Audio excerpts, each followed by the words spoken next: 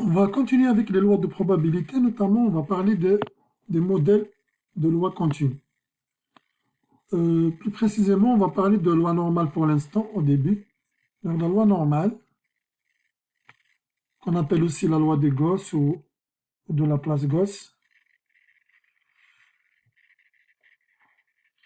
ça fait partie des lois continues. C'est quoi une loi continue déjà? Rappelez-vous qu'on avait parlé de la loi binomiale. Par exemple, si on lance une pièce de monnaie n fois, qu'on s'intéresse au nombre de piles obtenues, on a vu que c'est une variable qui va suivre une loi binomiale, avec P égale 1 sur 2, par exemple, si c'est une pièce de monnaie homogène, équilibrée et tout ça. En gros, la variable x qui suit une loi normale, une loi binomiale, va prendre des valeurs dans l'ensemble fini, 0, 1, 2 jusqu'à n. Donc, en plus de cette loi binomiale que vous connaissez, il y a d'autres lois discrètes, loi de probabilité discrète, donc ils prennent des valeurs isolées comme ça, que ce soit dans un ensemble fini.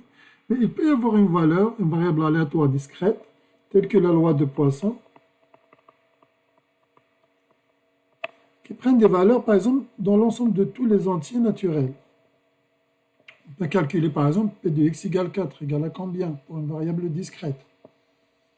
Voilà, donc les variables discrètes, en général, elles prennent des valeurs dans un ensemble fini, ou dans un ensemble comme ça, ensemble infini, mais dénombrable. On ne va pas entrer dans le détail de la définition exacte du mot dénombrable, c'est-à-dire on peut les dénombrer en quelque sorte, on peut les compter. 0, 1, 2, on peut les compter. Des valeurs comme ça, isolées, discrètes, on peut les compter même s'il y en a une infinité. Ce n'est pas comme si vous avez un intervalle. Dans un intervalle, on ne peut pas compter. Quand je vais d'un point à un autre, j'ai déjà sauté une infinité. Aussi proches soient-ils ces deux points que je prenne au hasard et qui sont différents, il y a toujours une infinité de chiffres entre les deux. Voilà. Donc, pour les variables discrètes, ce n'est pas le cas. Quand bien même on va avoir un ensemble infini, il faut qu'il soit dénombrable, tel que l'ensemble des entiers naturels. Donc là, je viens de parler des variables discrètes. Maintenant, parlions des variables aléatoires continues. Imaginons une variable qui prend des valeurs dans un intervalle. Par exemple, dans un intervalle AB. Dans un intervalle plus grand, par exemple, dans R tout entier, moins l'infini plus l'infini. Si une variable prend des valeurs comme ça dans un intervalle, on parle de variable aléatoire continue. Voilà. Exemple, il y a plusieurs exemples. On va s'intéresser beaucoup plus à ce qu'on appelle la loi normale. Donc, il y a une fonction f de x qu'on appelle la densité de probabilité qu'on peut tracer. C'est une fonction toujours positive comme ça. Si par exemple, s'il s'agit d'une loi uniforme, on peut avoir une ligne droite. Si c'est une loi uniforme. Et l'air sous la densité de proba, ça va être égal à 1. F est toujours, la densité est toujours positive. Et l'air, c'est toujours 1 parce que la somme de toutes les probas, c'est 1. Rappelez-vous que la somme de toutes les probas pour une variable discrète, c'est 1. Donc ici, pour une variable continue, on ne parle pas de somme, on parle d'intégrale. Donc l'intégrale de moins l'infini à plus l'infini de la densité f de x dx égale 1. Cette intégrale veut dire tout simplement l'air sur la courbe. L'air sur la courbe f de x c'est la densité. Voilà donc, en gros, la loi continue et va s'intéresser en particulier à une loi qu'on appelle la loi normale. Donc, parlons de la loi normale, qu'on appelle également la loi gaussienne ou la loi de Laplace-Gauss. Premièrement, cette variable, c'est une variable aléatoire continue. Elle prend ses valeurs dans R tout entier, moins l'infini à plus l'infini. Elle est caractérisée par une moyenne mu, un écart type sigma, et on va utiliser la notation n mu sigma pour dire une variable qui suit une loi normale de moyenne mu et d'écart type sigma. Dans tous ces chapitres, on va utiliser cette notation. Ainsi, si je dis x suit une loi normale 10, 4, ça veut dire que mu c'est 10 et sigma c'est 4. Il y a dans d'autres livres, vous allez pouvoir trouver la notation n mu sigma 2.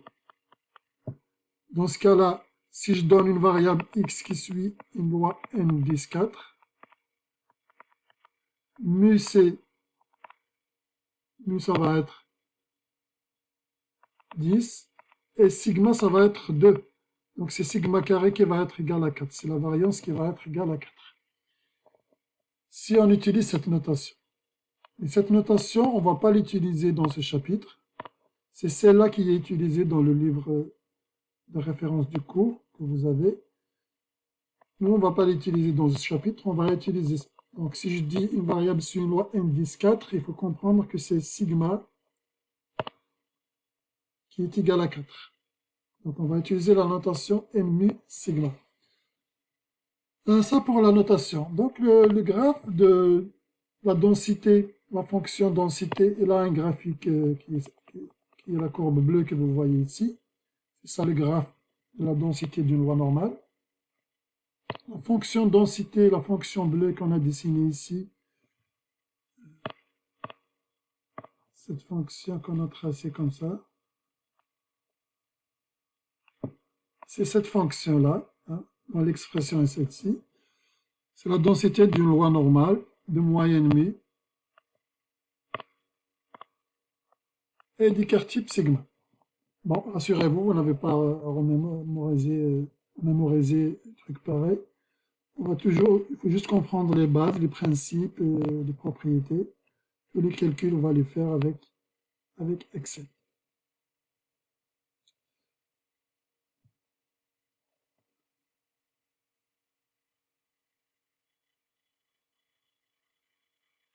Imaginons donc globalement la note des étudiants, par exemple dans un cours, ou la taille moyenne d'un citoyen canadien, ou des choses comme ça. Et qu'on trace un histogramme. Donc on prend une variable continue, on trace son histogramme, on trouve quelque chose qui ressemble à ça. Donc, et j'essaie de passer une courbe au milieu de chaque classe, du haut de chaque classe, de chaque rectangle. Et j'obtiens une courbe qui ressemble à une cloche. Elle ressemble à une loi normale. Dans ce cas-là, on dit que les données semblent être normales, semblent être gaussiennes. Bon, il y a des tests statistiques pour vérifier si c'est vraiment le cas. Mais en tous les cas, visuellement, ça ressemble à être une cloche, centrée autour d'une certaine moyenne mu, par exemple c'est 65, et qu'on observe qu'il y a beaucoup d'observations proches de la moyenne. Plus on s'écarte de la moyenne, moins il y a de données. Et bien sûr, on observe une symétrie par rapport à la moyenne. Donc, on a à peu près les propriétés d'une loi normale. Donc, on pourra dire que ces notes, s'il s'agit des notes des étudiants, elles sont normales ou elles sont gaussiennes. S'il s'agit de la taille d'un citoyen canadien, c'est pareil. On pourrait réfléchir en disant que, mais comment ça pourrait être une loi normale, alors que la loi normale, elle prend des valeurs de moins l'infini plus l'infini, et les notes des étudiants, par exemple, ça ne peut pas descendre au-dessous de 0. Pareil, si c'était la taille d'un citoyen canadien, on ne peut pas aller au-delà de 2,10 m ou 2,20 m, je ne sais combien. Il y aura 0 données, 2,40 m, et il n'y aura pas, bien sûr, des tailles très très petites. Donc, comment est-ce possible que ces données soient représentées par des variables normales, hein, des variables qui suivent une loi normale ou une loi gaussienne, alors qu'ils ne peuvent pas prendre des valeurs négatives, et cette variable, elle peut prendre des valeurs négatives. Ben, l'explication est la suivante. Premièrement, on fait juste des approximations. Donc, on essaie de modéliser un phénomène par des variables aléatoires qui approximent ce phénomène. La deuxième des choses, c'est que ça va dépendre bien sûr de l'écart type et tout ça, mais en général, la courbe, ça descend très très vite. Donc, à partir d'un certain moment, les courbes vont être très très collées, donc il va pratiquement rien rester Parce que la proba, ça va être finalement l'air sur le graphe, l'air sur le graphe, l'air sur la courbe rouge. On va voir comment calculer ça par la suite. Mais sous la courbe ici, à partir d'un certain moment, il ne va rien rester. Ce sera des miettes 0,00 quelque chose. Donc, c'est négligeable. L'erreur qu'on pourra commettre en approchant ce phénomène par la loi normale sera très très négligeable.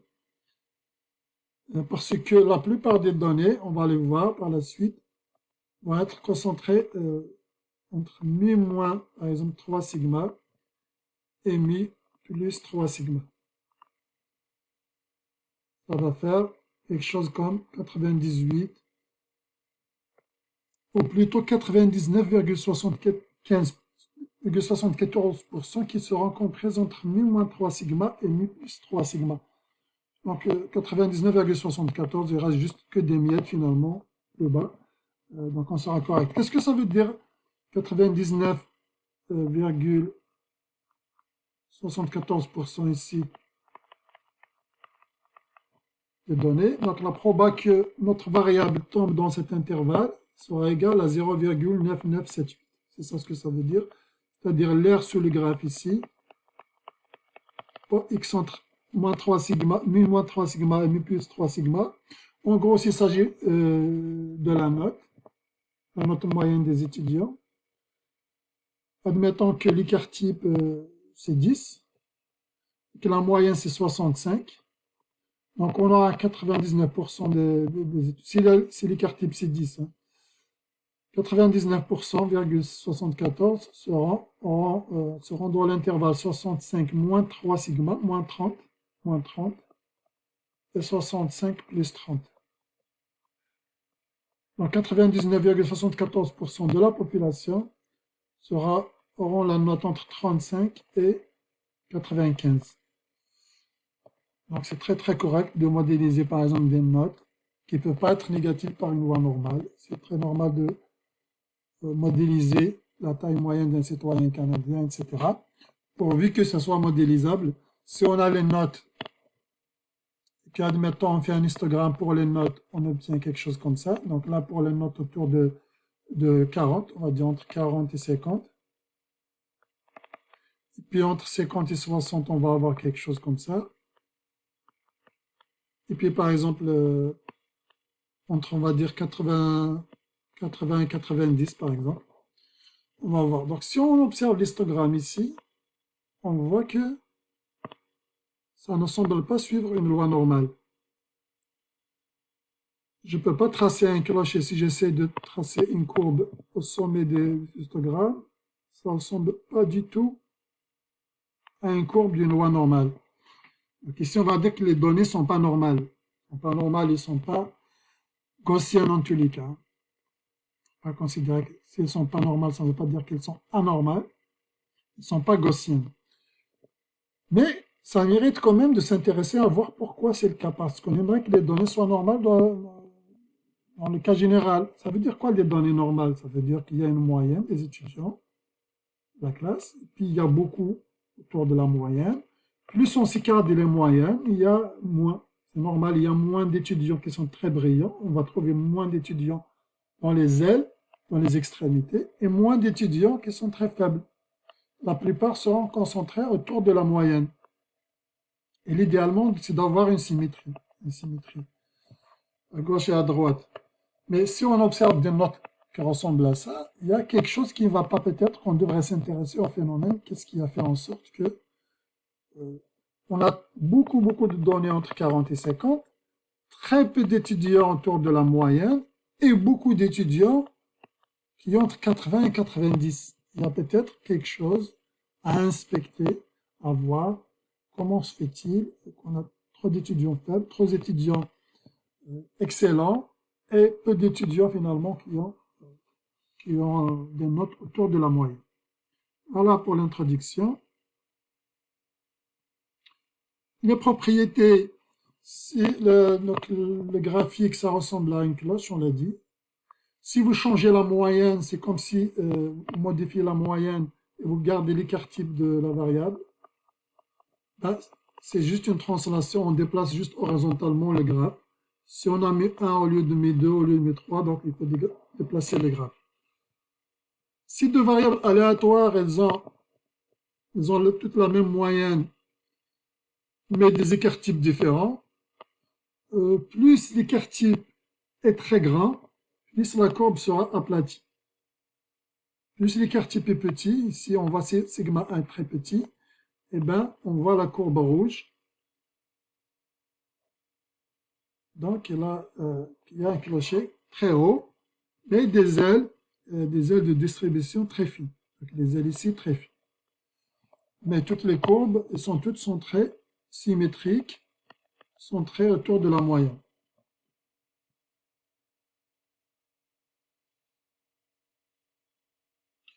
Une autre propriété de la loi normale, c'est que elle prend des valeurs entre moins l'infini et plus l'infini. Ce graphique n'est pas très... En réalité, ici, il ne va pas y avoir un espace entre la courbe bleue et la courbe noire. Donc, on a fait juste un dessin pour dire que la courbe va vers moins l'infini vers plus l'infini. Mais en réalité, ça va descendre très très vite. Et que ici, ça va toucher pratiquement la courbe noire. Il sera indistinguable à l'œil nu en tous les cas. On ne pourra plus les distinguer à partir d'un certain moment qui est très proche. Juste à partir de là, ils seront tellement collés, ils vont ressembler beaucoup plus à ce qu'on voit ici par exemple, ce qu'on voit dans cette zone. Où là on voit clairement, on ne peut pas distinguer la courbe rouge et la courbe noire. C'est à ça que va ressembler la loi normale. Bien sûr, on a la symétrie autour de la moyenne. Alors, une symétrie par rapport à la droite verticale d'équation x égale la moyenne. Donc, on a une symétrie. Pour une variable qui suit la loi normale, la médiane égale la moyenne égale le mode. L'aire totale sous le graphe, c'est 1. Donc, l'aire totale, c'est 1 parce que c'est une densité de probabilité. F de x, c'est une densité de probabilité. Maintenant, la proba elle-même. On a vu pour une variable discrète, on peut s'intéresser à la probabilité x égale x1 par exemple. Pour une loi binomiale, p de x égale 5. Ça, on ne va plus l'écrire pour une variable continue. Pour une variable continue, ce sera la probabilité que x appartient à un intervalle. Par exemple, p de x entre x1 et x2. Dans ce cas-là, c'est l'aire sous la courbe. C'est l'aire comprise entre la courbe de la densité et l'axe des x, mais avec x compris entre x1 et x2. On pourra noter aussi, c'est la même chose que pour x inférieur ou égal à x1, inférieur ou égal à x2. C'est valable pour les variables continues. Attention, le passage de celle-là à celle-là est valable uniquement pour les variables continues, parce que pour une variable continue, p de x égale x1, c'est p de x égale x2 égale 0. C'est pour ça qu'on a la proba que x soit entre x1 et x2, strictement inférieur ici, ça veut dire la borne n'est pas incluse. C'est la même chose que si j'inclus les bornes, c'est la même chose que si j'inclus une seule borne. En gros, l'aire sous le graphe ici, l'aire sous le graphe, l'aire bleue, c'est la même. Peu importe si j'ai inclus la frontière, la droite verticale pointillée, et ces deux-là, si je les inclus les deux ou une seule, ça ne change rien à l'aire sous la courbe. Ça ne change rien à l'aire. Et je répète une dernière fois, cette propriété est valable uniquement pour les lois de probabilité continue. Donnons un exemple. Considérons une variable aléatoire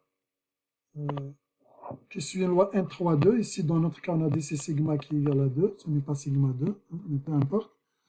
Exprimer l'aire à l'aide de probabilité. Donc là, on peut écrire, c'est la proba, que la variable aléatoire x soit comprise entre 3 et 5.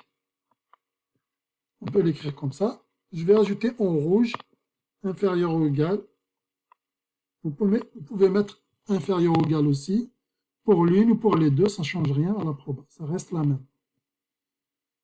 Donc c'est comme ça qu'on représente. Bien sûr, on aurait pu aussi mettre, par exemple, probabilité que x appartient à l'intervalle 3, 5. Là, on peut fermer l'intervalle comme on peut l'ouvrir. Ça ne change rien également. Et on va préférer quand même cette écriture. On va préférer celle-là.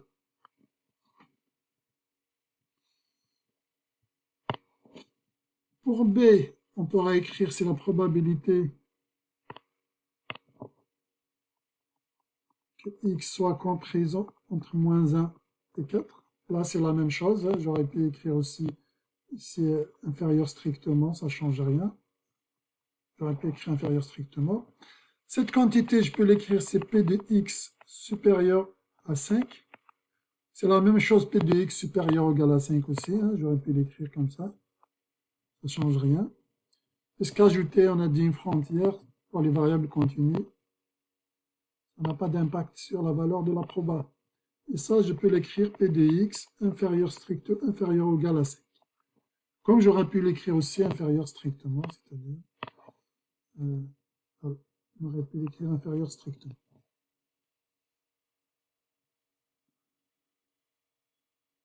Exemple 6.2, si je souhaite représenter graphiquement les probas indiqués, probas entre x compris entre 1 et 2, sachant que, par exemple, la première, c'est une loi N01, donc la moyenne c'est 0, elle est centrée autour de 0. Proba compris entre 1 et 2, ça veut dire je peux imaginer que 1 il est là, 2 il est là par exemple. Et dans ce cas-là, ce qui m'était demandé, représenter graphiquement la proba. Donc la proba, ce sera l'aire sur la courbe avec x entre 1 et 2. Ici, pour la deuxième, pareil, on a dit x est une variable qui suit une loi normale de moyenne 3. Donc là, la moyenne, il est là, c'est 3. On s'intéresse à la proba x compris entre 2 et 5. L'aire sur la courbe, donc ça sera ça. Ici, on a des p de x inférieur à 2. Ça, c'est 1. 2, elle est là. On pourra écrire. Et pour la dernière, p de x supérieur à 3, sachant que celle-là, c'est une variable centrée autour de 5. Donc, on a 3 va être à peu près ici. On s'intéresse p de x supérieur à 3. C'est l'aire sous la courbe, délimitée inférieurement par la droite verticale, x égale 3.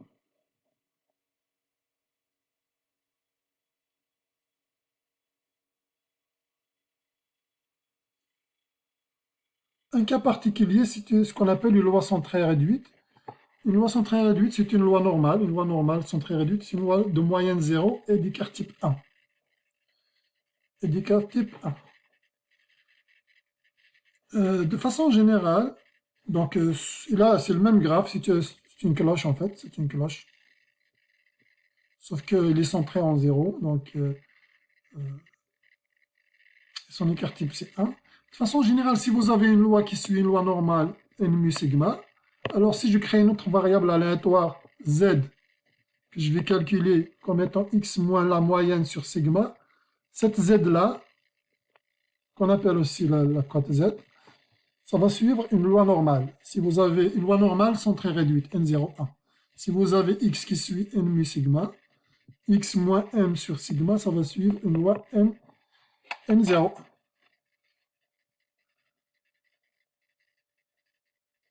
Donc, si vous avez une loi qui est distribuée sur mu sigma, on peut la transformer, on peut créer une autre variable z à partir de celle-là qui va suivre une loi N01. Exemple 6.3. Si on a une variable x qui suit une loi normale à peu près, une loi normale de moyenne 63 et d'écart type 16, on peut écrire x suit une loi normale n 63.5, écart type 16,1. Donc, je vais mettre point virgule ici pour séparer. Et on peut mettre un séparateur décimal avec un point. Ainsi, la variable suivante qui est x moins 63,5 sur 16,1 va suivre une loi N0.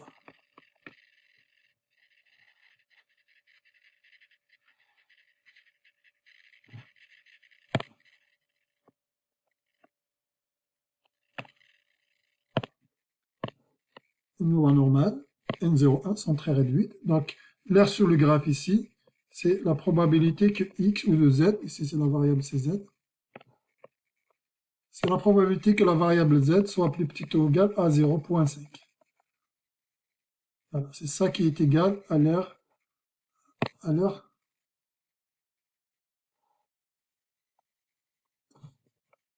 sur le graphe.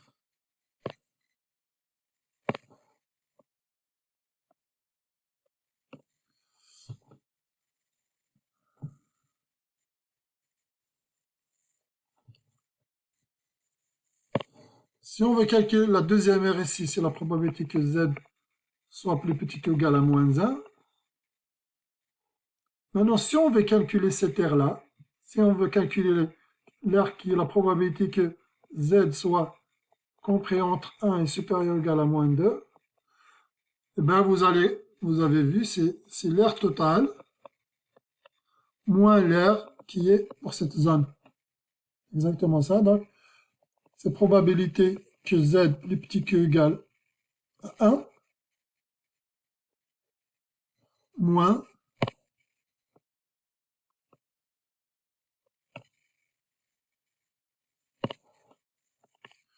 la probabilité que z soit plus petit ou égal à moins 2.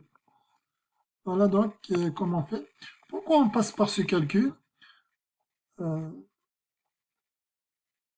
va voir pour quelle raison. Tout de suite, juste après la dernière. Donc, cette somme. Maintenant, pour la quatrième, vous voyez bien que l'air total, c'est 1. Donc, si on veut calculer cette somme, ça serait 1 moins l'air ici. Donc, c'est 1 moins probabilité de z plus petit que ou égal à moins 1.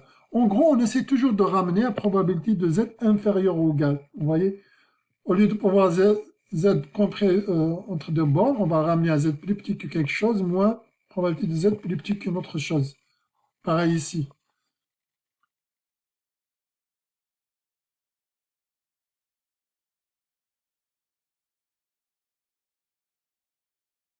Essayer de représenter à l'aide de l'air. Ici, donc, qu'est-ce qu'on a donné? C'est la probabilité de z supérieur ou égal à moins 1 sur 5, qui est la même chose que z supérieur ou égal à 1, supérieur strictement à moins 1 sur 5. Donc, moins 1 sur 5, il est là. Après, et donc, il s'agit de calculer cette R. Z supérieur ou égal à moins 1 sur 5. Mettez la pause, la capsule en pause. Ensuite, P2Z supérieur ou égal à 1. C'est ça. C'est l'air sur le graphe ici.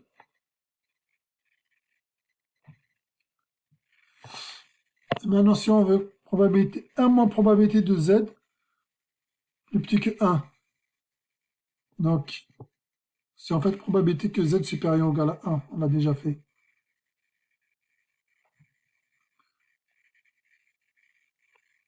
Ça, c'était la même chose que probabilité de Z supérieure strictement à 1.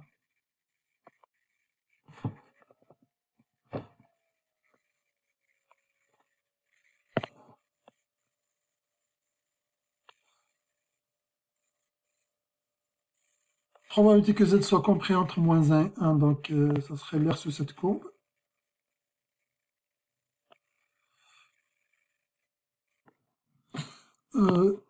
Pareil ici, donc ici la probabilité de Z plus petite que 1, si on essaie de dessiner ça, P de Z plus petit ou égal à 1, donc c'est tout ça, et il faut enlever la plus petite P de Z plus petite ou égal à moins 1, donc il faudra enlever, il faudrait qu'on enlève cette quantité. Donc finalement, qu'est-ce qu'on obtient? On obtient juste cette partie-là, entre moins 1 et 1.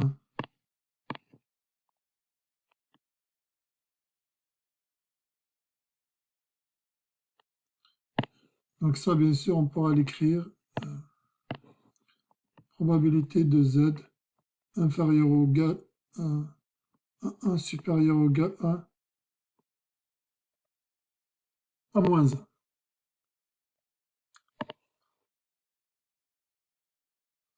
Ensuite, en dernier, donc, P de Z.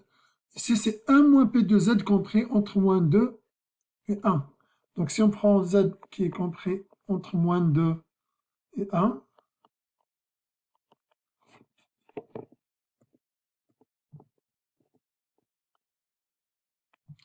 si on prend Z qui est compris ici, ici c'est 1 moins ça, donc c'est le complémentaire.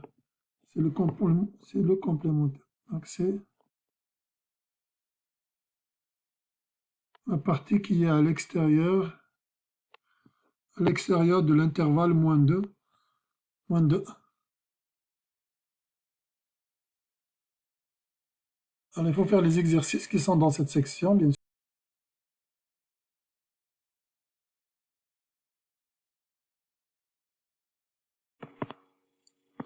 Parlons maintenant de la transformation d'une variable qui suit une loi normale n mu sigma en une variable qui suit une loi normale n01, c'est-à-dire une loi normale standard de moyenne 0 d'écart type 1. Donc si x suit loi n mu sigma, la variable z qui égale x moins la moyenne sur l'écart type va suivre une loi n0. Ainsi, par exemple, la probabilité que la variable x soit entre a et b, c'est la même chose que la probabilité que a moins mu sur sigma égale inférieur à x moins mu sur sigma plus petit que b moins mu sur sigma. Il suffit de retrancher en fait finalement mu de chaque côté, de diviser le tout par sigma. Et comme cette quantité c'est égal à z, à la variable aléatoire z, c'est la même chose que la probabilité de z comprise entre la première constante, ça c'est finalement une constante, ça c'est aussi une constante qu'on a appelée za et zb. En gros, on peut se ramener d'une variable qui n'est pas n01, une variable normale qui n'est pas standard, à une variable normale standard. On peut se ramener. On utilisait ça beaucoup plus dans le passé quand il n'y avait pas de logiciel, parce qu'on utilisait des tables de loi normale. Mais avant, c'était compliqué de calculer la proba comme ça pour n'importe quelle variable aléatoire de loi normale x si la moyenne mu et sigma sont quelconques. Mais ce n'est pas actuellement puisqu'il y a des logiciels, donc on peut bien calculer ça. Mais il est important de savoir qu'on peut passer quand même de la loi n mu sigma à une loi n01. Exemple, donc écrivez chacune des probabilités en utilisant la loi normale centrée réduite n01. Donc sachant que ici, on sait que x suit une loi n28 sur 3. Donc la probabilité en fait que x supérieur à 35. Je pourrais retrancher la moyenne des deux cas. La moyenne c'est 28. C'est la même chose que p de x moins 28 supérieur à 35 moins 28. C'est la même chose que p de x, je divise sur sigma. Sigma c'est 3. Supérieur à 35 moins 28 sur 3. Et ça, c'est la variable z qui suit une loi n01. Et cette quantité à droite, 35 moins 28 sur 3, ça donne 7 sur 3. Avec donc la variable z suit une loi n01. Alors là, comment on peut se ramener d'une loi normale qui n'est pas standard, réduite, à une loi normale standard réduite? Standard, la moyenne est 0, réduite, sa variance est égale à 1. De la même manière, on peut faire les questions B, C, D, E en écrivant cette proba à l'aide de la loi normale centrée réduite. Faites-le à titre d'exercice et revenez vérifier vos calculs.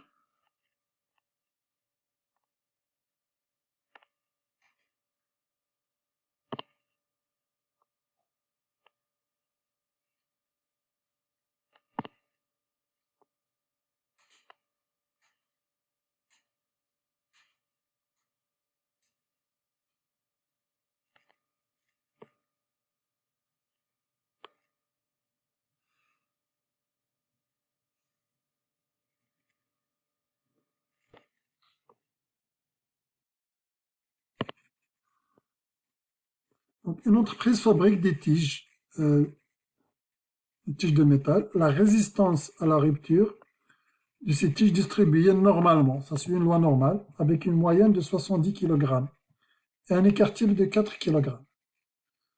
Donc on suppose que ça suit une loi normale. On a vu que la loi normale peut prendre des valeurs négatives. Ici, la résistance, ça peut être qu'une valeur positive, mais ça, c'est pas grave. On a vu que pour les ailes de distribution, sont négligeables en général.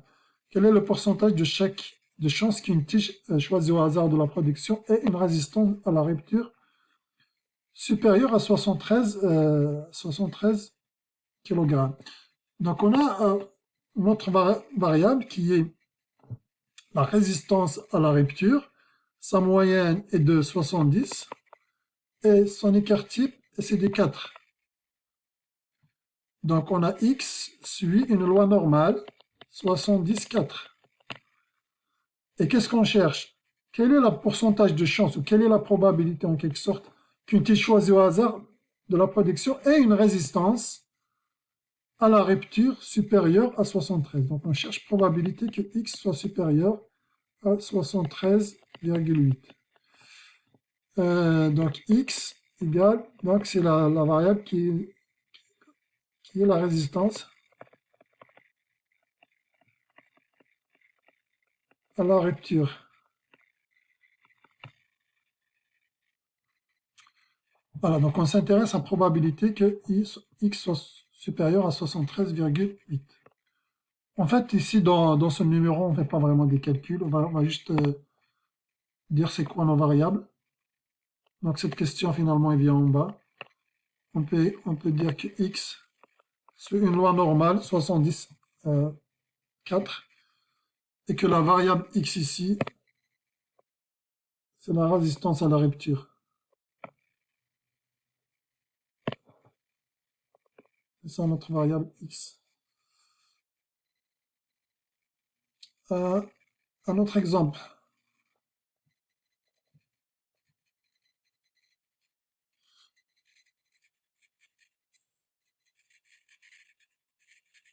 Donc, 2,5% des tiges de production auront une résistance à la rupture inférieure ou égale à quelle valeur? Donc, en fait, on a toujours la variable qui est la résistance. Ici, ça ne change rien. La moyenne, c'est toujours 73,5. C'est le même problème. Donc, c'est 70 et 4, c'est ça. Donc, on a toujours la moyenne 70. C'est 4. On a toujours X résistance. Et bien sûr, on a toujours X. Ça ne change rien. C'est toujours la même loi M 74. En fait, ce qu'on cherche, ici maintenant, ce que je cherche, c'est différent de tout à l'heure. 2,5% des tiges de la production auront une résistance à la rupture inférieure ou égale à quelle valeur?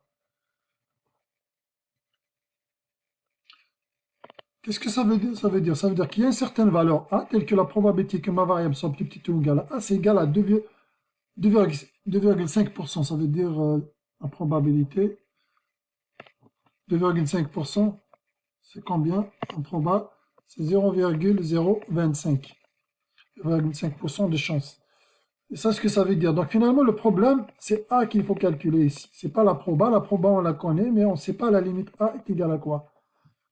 On va voir comment faire ça par la suite. Il faut juste ici comprendre ce qui est demandé.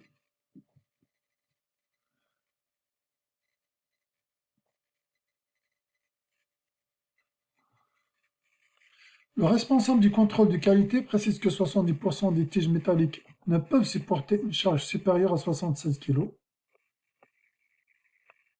Est-ce que cette affirmation est vraie? Qu'est-ce qu'on cherche? On a toujours les mêmes paramètres, 70, 4, et toujours X c'est la résistance. Donc on va chercher la probabilité que la résistance soit plus petite que 76 ou égale à 76. Si c'est le cas, la responsable du contrôle de qualité précise que 70% des tiges. On va calculer la probabilité que x plus petit ou égal à 76. On va voir est-ce que cette quantité c'est égal à 0,7 ou pas. Est-ce que c'est égal à 70%? Voilà, pour pouvoir voir est-ce que c'est vrai qu'il y a 70% qui ont une résistance plus petite que 76.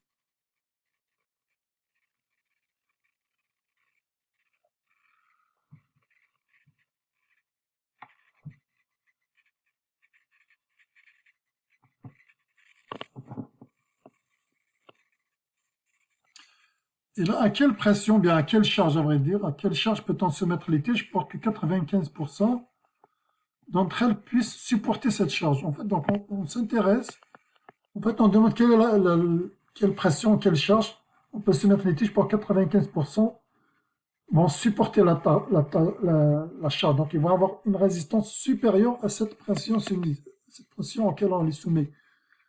Donc, probabilité que la résistance de cette tige soit supérieure ou égale à cette constante, on doit avoir 95% de chance. Donc, la proba doit être égale de 0,95.